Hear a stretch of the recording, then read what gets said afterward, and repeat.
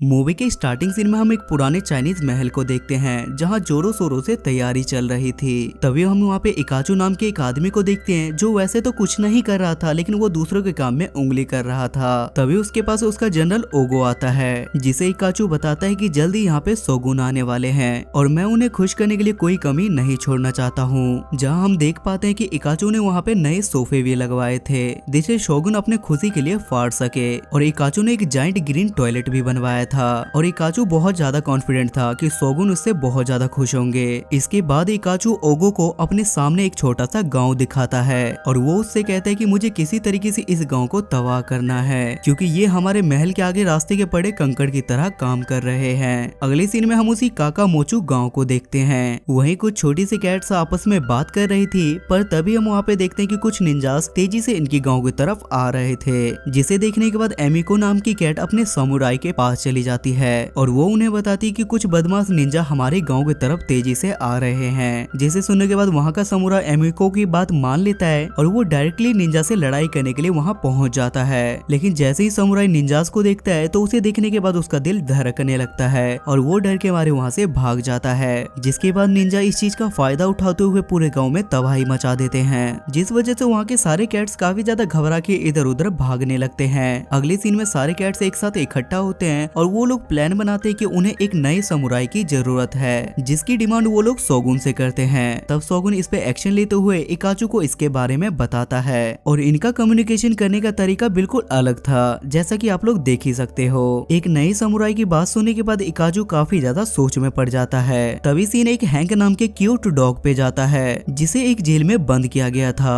क्योंकि वो डॉग होने के बाद भी कैट के टाउन में घुस गया था और वहाँ के सैनिक डिसाइड करते हैं कि अब वो हैंक को मार देंगे। जिसपे हैंक उनसे कहता है कि मैं यहाँ पे एक समुराई बनने के लिए आया था, ना कि मरने के लिए। जैसे ही इकाचू को पता चलता है कि ये डॉग समुराई बनने के चक्कर में अरेस्ट हुआ है तो वो तुरंत उसकी बेल करवा देता है और वो हैंक से कहता है कि मैं भी तुम्हारा समुराई बनने में तुम्हारी मदद करूंगा, और इकाचू उसे काका मोचू गाँव का समुराई बनने का ऑफर देता है। इकाचू ये सब कुछ जानबूझ के कर रहा था क्योंकि उसे पता था कि वो एक कैट्स का गाँव है और जब वो सब लोग देखेंगे कि उनका नया समुराई एक डॉग है तो वो लोग मिलके उसे जान से मार देंगे। और जैसे ही गांव के कैट्स ऐसा करेंगे तो इकाचू उन्हें क्राइम के जुर्म में उन्हें जेल में बंद कर देगा। इसके बाद हैंक को बड़े शान से एक घोड़े पे बिठा के वहां से निकाल दिया जाता है। उस गांव के अंदर सारी कैट्स अपनी पूरी तैयारियों के साथ खड़ी थी और वो लोग अपने नए समुराई के आने का इंतजार कर रहे थे। लेकिन जैसे ही ये लोग देखते हैं कि इनका नया समुराई एक डॉग है तो ये देख के ये लोग काफी ज्यादा नाराज हो जाते हैं और ये लोग उसे मारने के लिए उसके पीछे पड़ जाते हैं। लेकिन जब उन कैट्स को पता चलता है कि हैंक को यहाँ पे ऑफिशियल समुराई बनने के लिए भेजा गया है तो वो लोग उससे शांत हो जाते हैं और वो सारे कैट्स इसे अपने समुराई के रूप में एक्सेप्ट कर लेते हैं। लेकिन गांव वालों का ये डिसीजन इकाचू को बिल्कुल भी पसंद नहीं आता। वहीं हैंक गांव को एक्सप्लोर करते करते एक समुराई के घर तक पहुंच जाता है जहां एक समुराई का कवच रखा हुआ था और हैंक उसे पहन के डांस करने लगता है। तभी वहाँ एक बड़ा सा बिल्ला आ जाता है जिसका नाम जिम्बो था और वो हैंक से कहता है कि इस कैट्स के शहर में एक डॉग क्या कर रहा है, जिसपे हैंक उसे बताता है कि मुझे ऑफिशियली यहाँ पे समुराई बना के भेजा गया है। जिसे देखने के बाद जिम्बो काफी ज्यादा हंसने लगता है और वो हंसते हुए बोलता है कि तुम तो एक डरपोक डॉग हो, भला तुम्हें समुराई किस बेवकूफ ने बना दिया। तभी वहाँ पे निंजा एक बार फिर से गाँव वालों पे हमला कर देते हैं और वो सब लोगों को परेशान करने लगते हैं। जिसपे जिम्बो मौका देख के हैंक से कहता है कि चलो ठीक है, तुम मुझे अपनी समुराई स्किल्स दिखाओ और जाके निंजा से लड़के गांव वालों को बचाओ। जो उसमें हैंक भी वहां से चला जाता है पर निंजा उसकी अच्छे से पिटाई कर देते हैं और बेचारे हैंक को वहां वापस आना पड़ता है। तब हैंक जिम्बो को बताता है कि एक दिन मुझे कुछ आवारा कुत्ते परेशान कर रहे थे, तभी एक समुराई ने आके मेरी जान बचाई और उसने मुझे एक तलवार दी। जब जिम्बो उस तलवार को देखता है तो वो देखने के बाद पहचान जाता है कि ये तो उसी की तलवार है और ये जानने के बाद हैंक जिम्बो के पीछे पड़ जाता है और वो जिम्बो से कहता है कि तुम मुझे समुराई की ट्रेनिंग दे दो। जिसपे जिम्बो उसे ऐसा करने से साफ मना कर देता है और हैंक वहां से बुरा मान के चला जाता है और ये सारी बात एमिको भी सुन रही थी। जिसके बाद एमिको जिम्बो के पास जाती है और वो जिम्बो को कहती है कि तुम्हें हैंक को ट्रेनिंग देना चाहिए क्योंकि मुझे उस पे पूरा भरोसा है। जिसपे जिम्बो भी उसकी बात मान लेता है और वो हैंक को अपना स्टूडेंट बना लेता है। तब जिम्बो हैंक से कहता है कि तुम्हें मेरी सारी बातें माननी पड़ेगी, जिसके लिए हैंक भी उसकी बात मान लेता है और हैंक उसके साथ प्रैक्टिस करना शुरू कर देता है। लेकिन प्रैक्टिस करने के बाद भी हैंक कुछ भी नहीं सीखता, जिसे देखने के बाद हैंक जिम्बो से कहता है कि तुम समुराई कभी नहीं हो सकते, इसलिए तुम मुझे कुछ भी सिखा नहीं पा रहे हो। ये सुनने के बाद जिम्बो उसे अपने बेहतरीन समुराई मूव्स दिखाता है और वो हैंक को बताता है कि एक समय मैं प्रिंस का पर्सनल गार्ड हुआ करता था, लेकिन एक दिन मैं उनके साथ एक सुनसान जगह पे गया था जहाँ पहले से ही लाइट बंद थी और वहाँ पे पहले से ही बहुत सारी कैट्स थी जिन्हें मैं अपना दुश्मन समझ के उन पे अटैक कर दिया था। लेकिन कुछ ही देर में मुझे वहाँ पे पता चला कि वो लोग प्रिंस के बर्थडे का सीक्रेट सेलिब्रेशन कर रहे थे, जिसे देखने के बाद मैं काफी ज्यादा डिसअपॉइंट हो गया और मैंने हमेशा के लिए इस जॉब को छोड़ के वहाँ से चला गया। रात में हम जिम्बो को एक समुराई की बुक को पढ़ते हुए देखते हैं, जहाँ बुक को पढ़ने के बाद उसे पता चलता है कि आखिर वो कैसे हैंक को एक समुराई बना सकता है। वहीं हम इकाचू को भी देख पाते हैं जो अभी भी प्लान बना रहा था कि आखिर वो कैसे इस शहर को तबाह करे। अगले दिन जिम्बो अपनी नई स्ट्रेटेजी के साथ हैंक को ट्रेनिंग दे रहा था और वो उसके लिए उसकी आंखों पे पट्टी भी बांध देता है ताकि वो खुद का बचाव कर सके।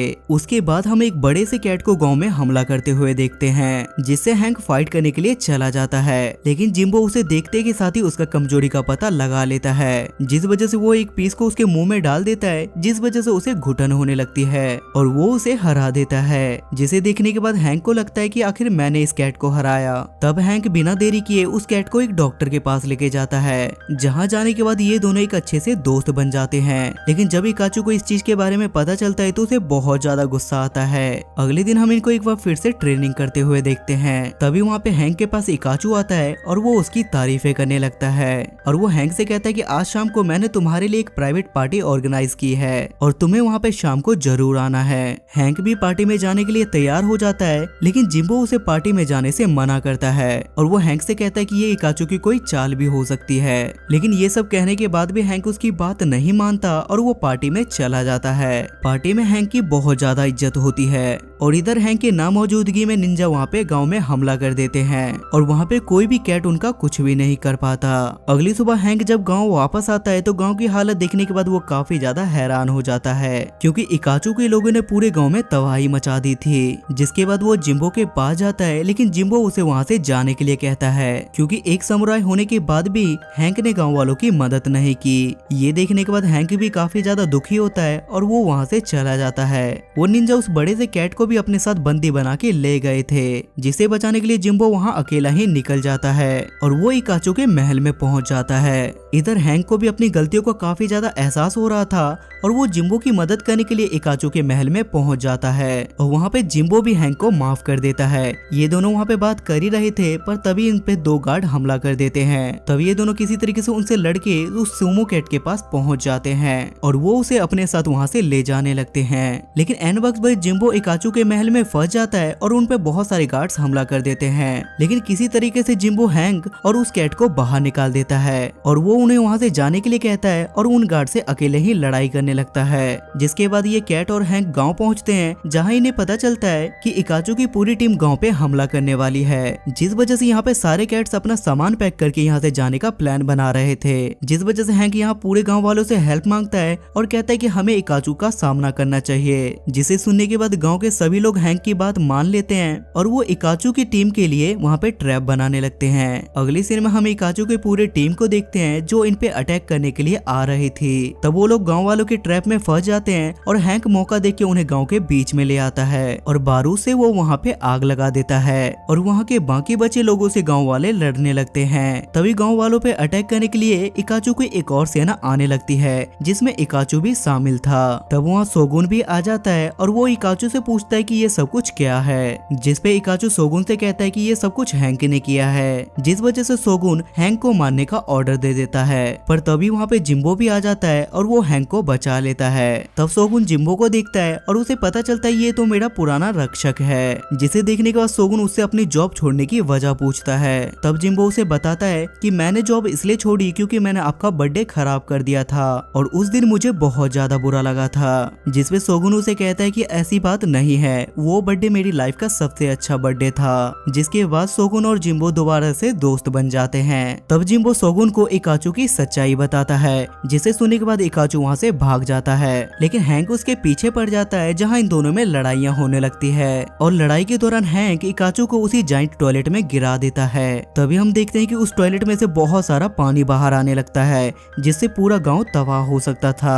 जिस वजह से हैंक पूरे गांव वालों की मदद से गांव के बीच में गड्ढा खोदने लगता है ताकि वो नदी डिवाइड हो जाए और वो गांव के साइड से बाहर निकल जाए, जिसमें उनकी मदद सुमो कैट भी कर रहा था। लेकिन वो टॉयलेट का पानी एमिको के दोस्तों को भी उसके साथ बहाने लगता है। लेकिन जैसे तैसे करके ये सभी लोग उन लोगों को पानी से बाहर निकाल लेते हैं, जिसे देखने के बाद शोगुन हैंक को उस गांव का नया समुराय बना देता है। लेकिन हैंक अपनी तलवार और अपनी पोस्ट एमिको को दे देता है और वो उससे कहता है कि तुम इसके लायक हो और मुझे अभी और भी ट्रेनिंग करनी है। जिसके बाद सभी लोग काफी ज्यादा खुश हो जाते हैं और इकाचू को जेल में डाल दिया जाता है और ये मूवी यहाँ पे खत्म हो जाती है।